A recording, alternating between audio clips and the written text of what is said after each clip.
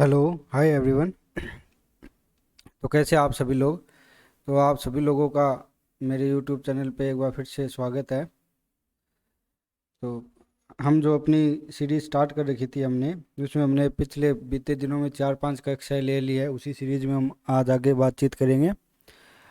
तो बस वही है हमारा रूटीन का डेली का, कि हमारे दिमाग में बैठ जाए ये बात कि किस तरह की गलतियां है जो हमें नहीं करनी चाहिए एग्ज़ाम देते समय, जिससे हमारे 2-4 क्वेश्चन जो गलत हो जाते हैं वो बेवकूफ़ी की वजह से हमारे एग्ज़ाम प्रेशर, मान लो किसी कोई भी रीज़न ले लो उसका, तो वो गलतियां ना हो।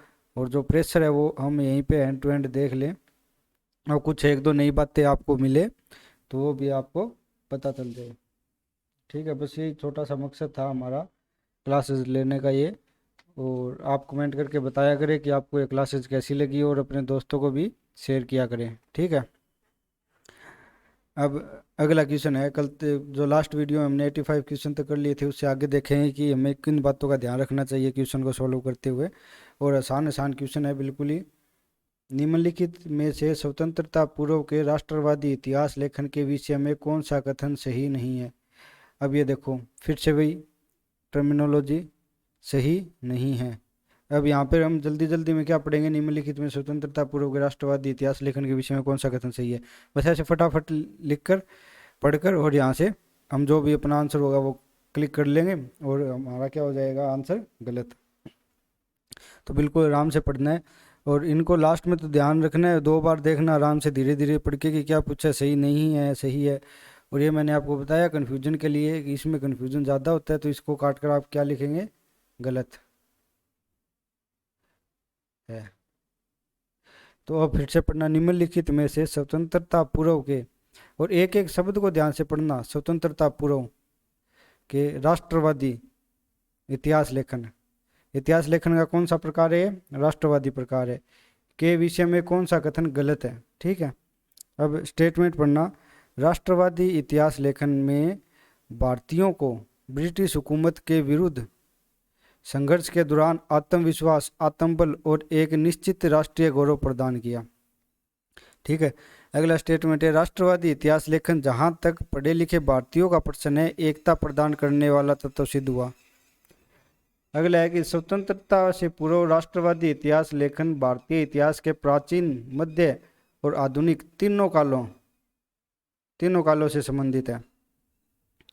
अगला स्टेटमेंट है कि स्वतंत्रता से पूर्व आधुनिक भारत के राष्ट्रवादी इतिहासकारों का कोई भी, इस तरह की जो टर्मिनोलॉजी है इनको आप वह अंडरलाइन कर, कोई भी संप्रदाय अस्तित्व में नहीं था। आधुनिक भारत संबंधी इतिहास लेखन का उदय 1947 के बाद हुआ। तो आपको इसमें बताना है कि कौन सा कथन है वो गलत है, पहला है, दूसरा है, तीसरा है, चौथा है। तो राष्ट्रवादी इतिहास लेखन के बारे में ये वहीं से है जो हमारा एक टॉपिक लगता है, इतिहास दर्शन और लेखन वाला जो टॉपिक है, philosophy of history and historiography, उसी से एक क्वेश्चन आया हुआ है।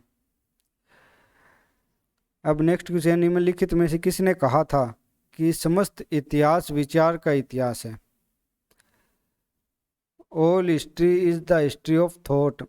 तो आपको उस व्यक्ति का नाम बताना है, ओर्टगे गैसेट, निबुअर, कार या कोलिंगवुड। अगर आपको ये नाम पढ़ने में दिक्कत हो तो मैंने लास्ट वीडियो में आपको बताया था, लास्ट सेशन में आपको बताया था कि आप इंग्लिश वर्जन जरूर देखना इनका, आर्टगे, गेस्ट, नेबूर, कार और कलिंगवुड। तो किस जो महान व्यक्ति है, किस ऐतिहासिक व्यक्ति का ये स्टेटमेंट था कि समस्त इतिहास विचार का इतिहास है। तो ये कॉलिंगवुड का स्टेटमेंट था।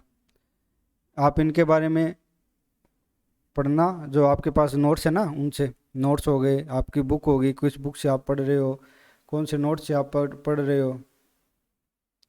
अगर उन बुक या नोट्स में आपको ये स्टेटमेंट ना मिले, ये वाला स्टेटमेंट ना मिले कि समस्त इतिहास विचार का इतिहास है, ये किसने कहा था, तो वहीं पे आप, जहाँ पे आपने कॉलिंगवुड के बारे में पढ़ा हो या अन्य इतिहासकारों के बारे में पढ़ा होगा, वहीं पे आप अपने नोट्स को या बुक को अपडेट कर लेना, वहीं पे पेंसिल से।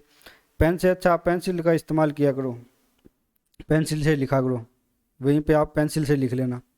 ठीक है, आपके क्या हो जाएंगे, इस साथ ही साथ में आपके नोट्स अपडेट हो जाएंगे।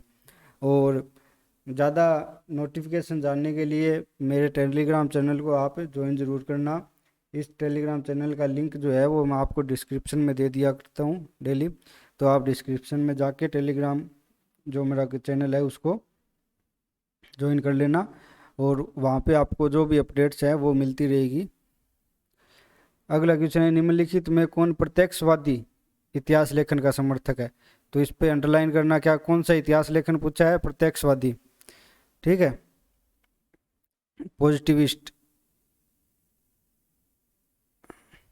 हिस्टेरियोग्राफी, तो डिल्थे, एडर, बकल और फिक्ते।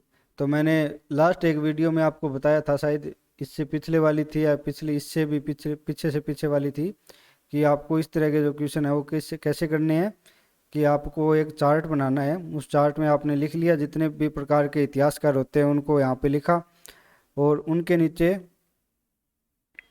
उनके नाम लिख लिए। जैसे कि ये प्रत्यक्षवादी इतिहासकार है, तो इनके नीचे कौन कौन से प्रत्यक्षवादी इतिहासकार है और वो कहाँ से है, ये लिख लिया। अब ऊपर हमने एक जो पढ़ा था, कौन सा पढ़ा था? राष्ट्रवादी, ठीक है, ये वाला राष्ट्रवादी इतिहास लेखन। तो राष्ट्रवादी लिख लिया उसी चार्ट में दूसरे पॉइंट पे, राष्ट्रवादी लिख लिया। राष्ट्रवादी लेखक कौन कौन से थे उनको नाम लिखा यहाँ पे जितने भी थे, और एक तरफ उसके बराबर में क्या लिख लिया, वो कहाँ से थे? रूस से थे, जर्मनी से थे, इटली से थे, भारत से थे, कहाँ से थे, तो वो हमने वो लिख लिया। तो इससे क्या हो जाएगा कि हमारा जितना भी ये जो टॉपिक है वो कंपेयर करके पढ़ेंगे तो ये हमारा पूरा का पूरा तैयार हो जाएगा, ठीक है। तो इस तरह से आपको ये पढ़ना है। और इसमें एक ये हो जाएगा कि आपने अगर कोई भी नाम जैसे नहीं पढ़ा हो, कि बुक में और नोट्स में इतिहास इतना बड़ा होता है हमारा कि सब कुछ नहीं पढ़ सकते हम लोग, किसी ना किसी का तो कुछ ना कुछ छूटेगा, ज़रूर छूटेगा, इतिहास इतना बड़ा है।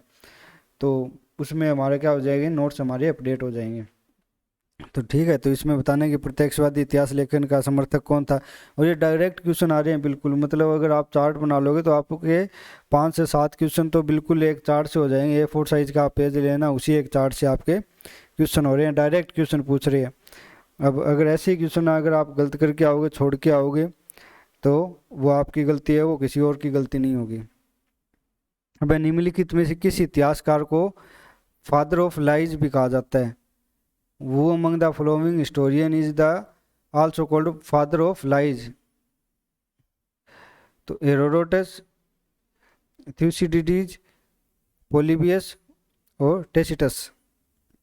तो आपको बताना है कि किसको फादर ऑफ लाइज कहा जाता है, यानी झूठों का पिता। लाइज मतलब झूठ, फादर मतलब पिता, झूठों का पिता को कौन से इतिहासकार को कहा जाता है? तो हेरोडोटस को फादर ऑफ लाइज बोला जाता है। अगला क्वेश्चन है, द आइडिया ऑफ प्रोग्रेस का लेखक कौन है? The idea of progress, underline करना है। वो the author of the idea of progress? Ranke, Herder, Benedetto Croce और जेबी ब्यूरी। तो आपको बताना है कि इनमें जो ये बुक है इसके लेखक कौन है, ऑथर कौन है इस बुक के? तो ये है जेबी बेरी। आप इनके बारे में गूगल सर्च करना, आपके अपने नोट्स से पढ़ना, नोट्स का इस्तेमाल करना, बुक का इस्तेमाल करना, कहीं पे ना मिले गूगल का यूज करना जो हमारा ब्रह्मास्त्र है। तो इनमें से यूज करके आप सबके बारे में जानकारी इकट्ठा करना। और ये हमारे जो प्रीवियस ईयर क्वेश्चन है इसका एक और फ़ायदा हो गया कि ये हमारे एक तरह से रिवीजन के रूप में भी तैयार हो रहा है साथ ही साथ। जैसे कि हमने एक क्वेश्चन देख लिया था द आइडिया ऑफ प्रोग्रेस, तो इसको हम क्या करेंगे, हम नोट से बुक से इससे क्या करेंगे, रिवाइज करेंगे। अब तो हमारे क्या हो गया, साथ ही साथ में रिवीजन हो गया। तो ये और इसका एक अलग बेनिफिट है। समझने को तो आप कैसे भी समझ लो, इसके हज़ारों बेनिफिट है, लेकिन जो मेन बेनिफिट जो होते हैं वो मैं आपको बता रहा हूँ। तो 90 क्वेश्चन से मैंने आपको शायद पहली कक्षा में बताया होगा या दूसरी कक्षा में बताया होगा, एक आंकड़ा बताया था कि हम कैसे इन क्वेश्चनों को करेंगे। तो 150 क्वेश्चन के हमारे 600 क्वेश्चन बनते हैं। तो 600 क्वेश्चन को रिवाइज करना और 150 क्वेश्चन को सॉल्व करना, ये दोनों अलग अलग बात है। तो ये हमारे क्वेश्चन रिवाइज हो रहे हैं साथ ही साथ। भैया मैंने बताया था स्टार्टिंग में कि हमारा कोई मकसद नहीं है कि इन क्वेश्चनों को हम सॉल्व करें, जो हम गलतियां करते हैं वो ना करें, और इसके साथ ही साथ क्या हो रहा है, हमारा रिवीजन। अगले कि इतिहासकार का कार्य यह है कि वह जैसा वास्तव में था वैसा ही प्रस्तुत करे। किसने कहा था? तो who has been credited to have said that the historian's task is simplify to show how it really was। यानी जैसा वास्तव में था वैसा ही प्रस्तुत करना चाहिए, इतिहासकार का यही काम होता है। तो ये कथन किसका है, ये आपको बताना है। अगर आपने एक बात गौर की होगी तो वो ये है कि ये पूछता है कि स्टेटमेंट देकर कि ये स्टेटमेंट किसका है। आपको स्टेटमेंट दे दिया किसी खास इतिहासकार का, और स्टेटमेंट देख के पूछेगा कि ये स्टेटमेंट किस व्यक्ति के बारे में है।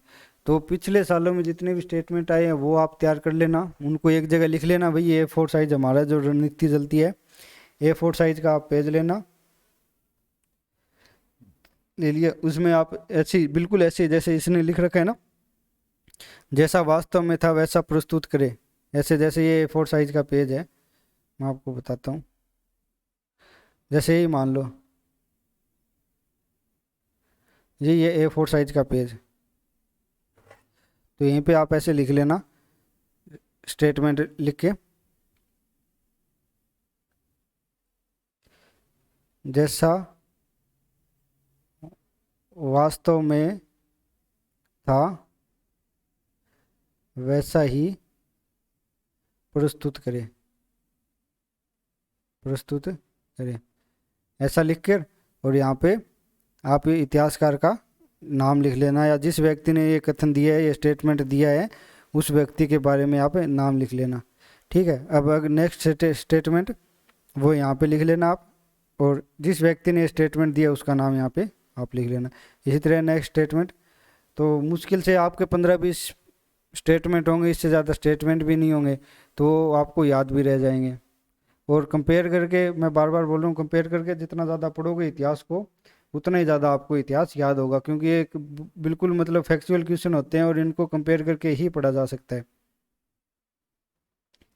अब ये देखिए, अब नेक्स्ट क्वेश्चन ये आ गया, वही जो हमारे चार्ट से आया, जो मैंने बताया था आपको कि ये चार्ट बनाने आपको। निम्नलिखित में कौन ईसाई इतिहास लेखन से संबंधित नहीं है?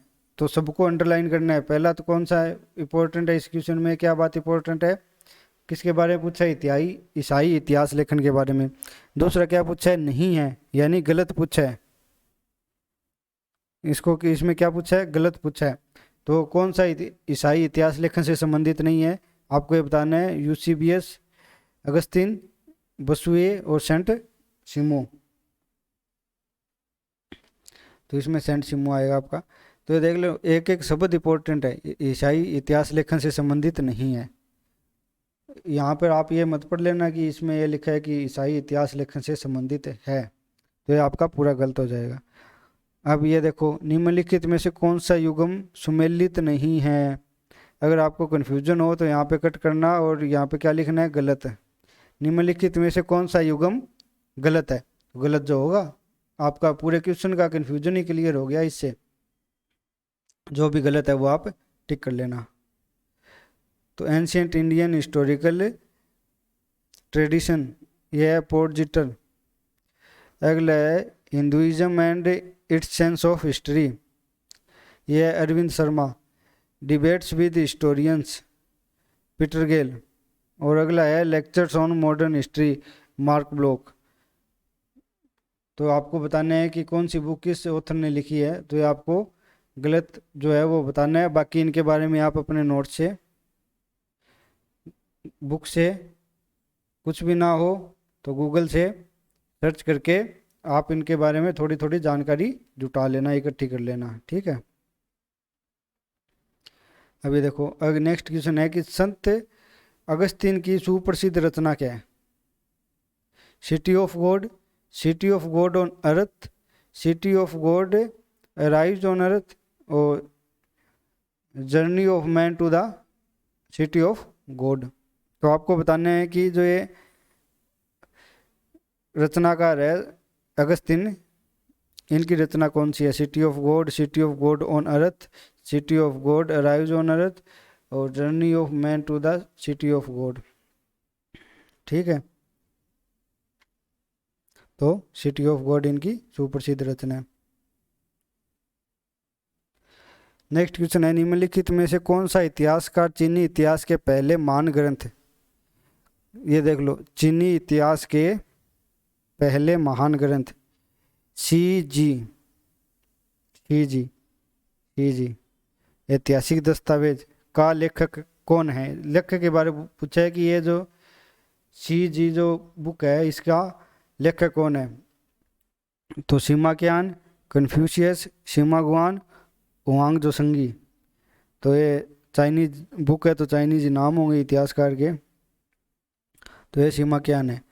ठीक है, अब यहाँ से आपका ये क्वेश्चन क्या तैयार हो रहा है? डायरेक्ट तैयार हो रहा है आपका क्वेश्चन। वो कौन सा क्वेश्चन है कि चीनी इतिहास का पहला महान ग्रंथ कौन सा है?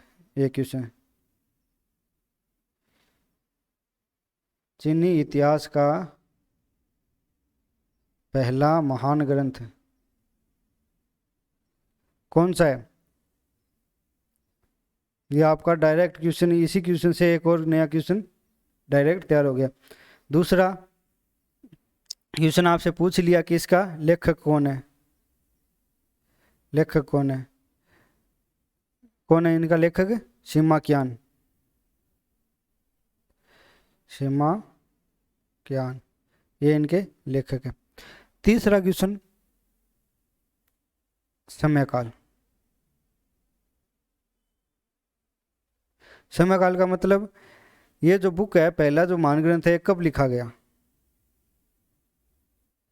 कब लिखा गया? ठीक है। चौथा क्वेश्चन, ये इनडायरेक्ट क्वेश्चन बन रहे हैं, तीसरा क्वेश्चन इनडायरेक्ट बने, दो क्वेश्चन तो इसने दे रखे, एक पूछ लिया। चौथा क्वेश्चन, ये जो सी जी नाम का जो ये ग्रंथ है किसके बारे में है? किसके बारे में है? तो यहाँ से दो क्वेश्चन इनडायरेक्ट बन गए, एक क्वेश्चन पूछ रखा है, एक क्वेश्चन ये इसका जो ये स्टेटमेंट दे रखा है, इसी में एक आपका नया क्वेश्चन तैयार है। ठीक है, कहाँ से पढ़ोगे? और यहीं से पढ़ोगे, यहीं से आएगा। ले वो जो एग्जामिनर है वो कहाँ से क्वेश्चन बनाएगा? यहीं से तो क्वेश्चन बनाएगा। नया क्वेश्चन पुराने क्वेश्चन से ही तैयार करता है वो। और आप PYQ की एक बुक ले आना, प्रीवियस ईयर क्वेश्चन की, PYQ की एक बुक लेके आना, और उसमें आप देखना कि कौन से क्वेश्चन कितनी बार रिपीट हुए। ठीक है, जो राजस्थान लेवल में,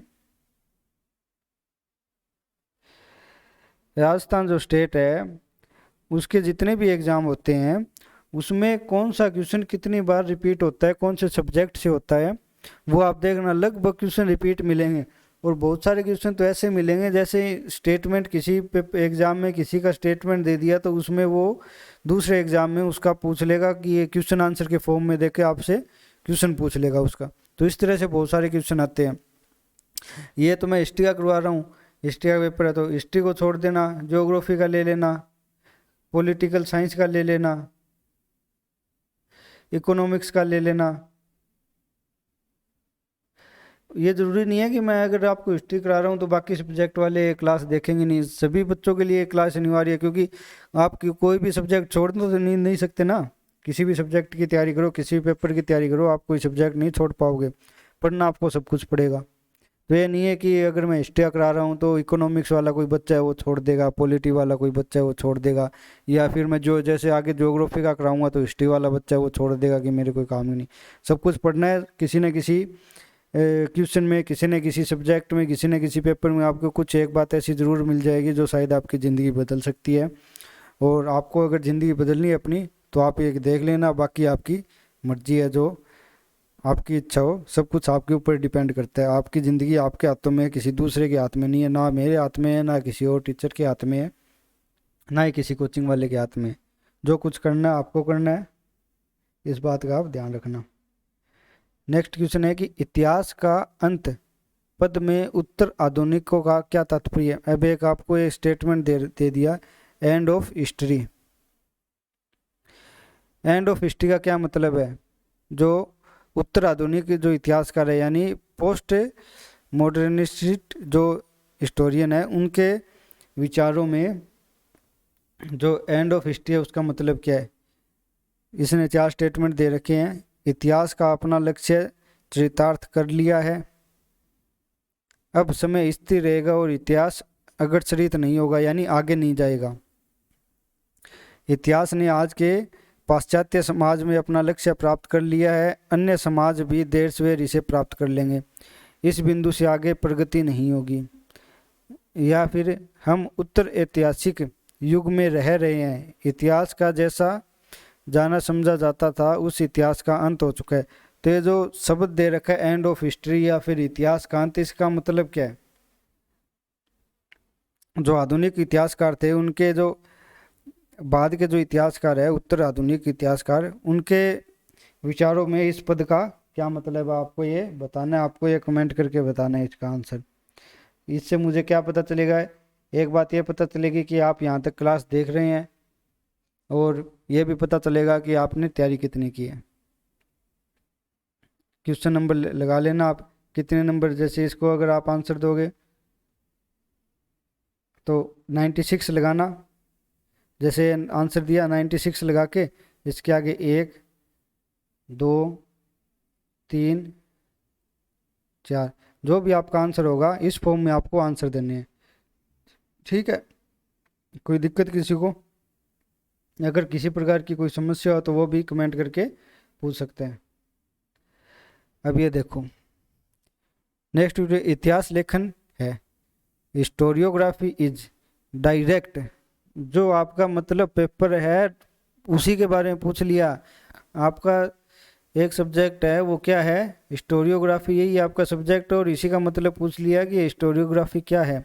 इससे आसान क्वेश्चन नहीं हो सकता, इससे आसान क्वेश्चन कुछ भी नहीं हो सकता, क्योंकि जब भी आप हिस्टोरियोग्राफी वाला जो बुक है वो कंप्लीट करेंगे, इनके नोट्स बनाएंगे, तो सबसे पहले आप ये लिखते हैं कि हिस्टोरियोग्राफी या इतिहास लेखन है क्या, इसी के बारे में पढ़ते हैं। तो इतिहास का इतिहास है, इतिहास लेखन का विशिष्ट वार्डगम्य है। इतिहास लेखन व स्मृति का अध्ययन और इतिहास को लेखबद्ध करना। इंग्लिश में भी देख लेना, history of history, a specific body of historical writing, study of historical writing and memory, committing the past to writing. तो इसमें आपको 4 विकल्प दे रखे हैं, ए व डी, ए व सी, बी सी व D, A B C D, चारों कौन से सही है। तो इसका भी आप कमेंट करके बताना उसी फॉर्म में जैसे लास्ट वाला था। 97 का 1 है, 97 का 2 है, 97 का 3 है, 97 का 4 है। इसको आप कमेंट करके बताना कि कौन सा आपका आंसर होगा। और साथ ही साथ में आपने अपने नोट्स या बुक में इसकी क्या परिभाषा पढ़ी है, इससे क्या तात्पर्य आपने जाना है, इसकी कौन सी परिभाषा आपने पढ़ी है, वो भी आप लिखना कमेंट बॉक्स में, ठीक है।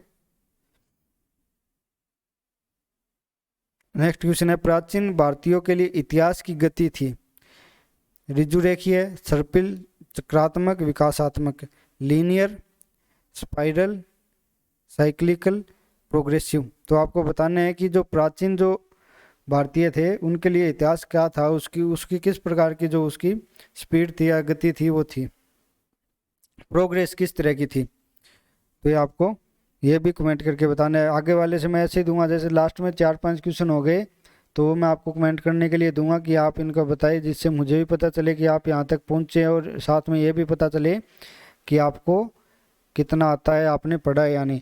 और ये भी लिखना अगर आपको चारों में नहीं आता, जैसे 98 अगर आपको इसमें नहीं आता तो इसके आके लगा लेना आप स्किप कर देना। और इसके बारे में क्या करना, फिर गूगल से सर्च करना। अगर आपके नोट्स में ना मिले तो गूगल से सर्च कर लेना। अगर आपको नहीं आता तो इस तरह से करना, ये नहीं है कि अगर आपको नहीं आ रहा तो आप इसको छोड़ दें, कमेंट ही नहीं करेंगे। अगर आपको चारों क्वेश्चन नहीं आ रहे,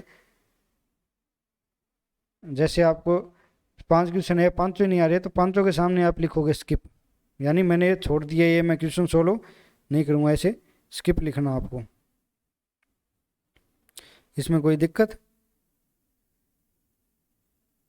बाकी मैंने आपको बता ही दिया कि आप कमेंट किस तरह से करोगे।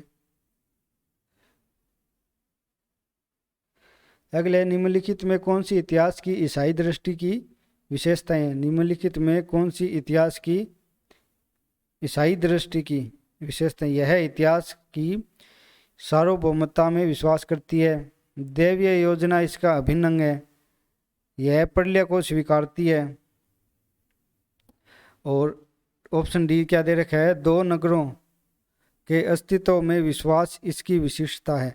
तो आपको बताने हैं विशेषताएं कौन कौन सी, ईसाई दृष्टि से इतिहास की क्या क्या विशेषताएं हैं, उस विशेषताओं को आपको बताना। आपको 4 विकल्प दे रखे हैं, ऑप्शन 4 आपके पास, 1, 2, 3 और 4।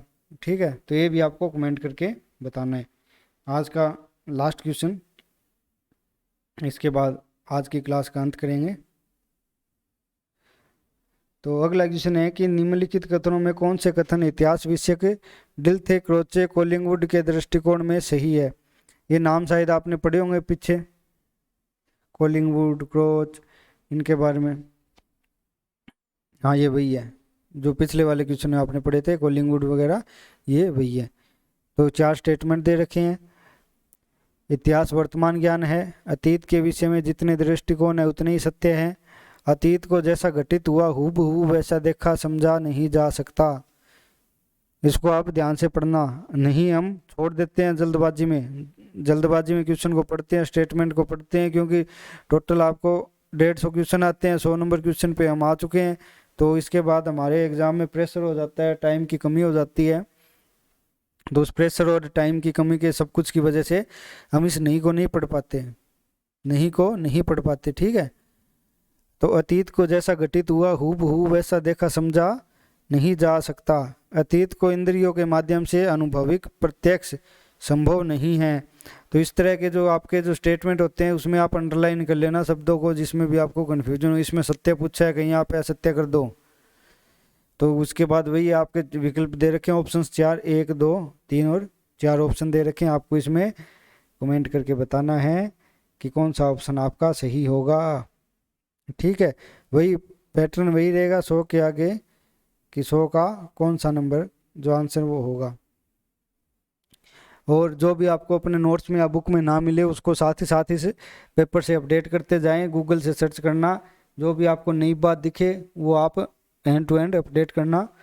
तो आज की जो वीडियो है वो यहीं तक है। आप मेरे टेलीग्राम चैनल को ज्वाइन ज़रूर करना, टेलीग्राम चैनल को, इसका लिंक मैं आपको डिस्क्रिप्शन में दे दूंगा। वीडियो को ज़्यादा से ज़्यादा लाइक करना, अपने दोस्तों तक इस वीडियो को शेयर करना, और चैनल को भी आप सब्सक्राइब कर लेना।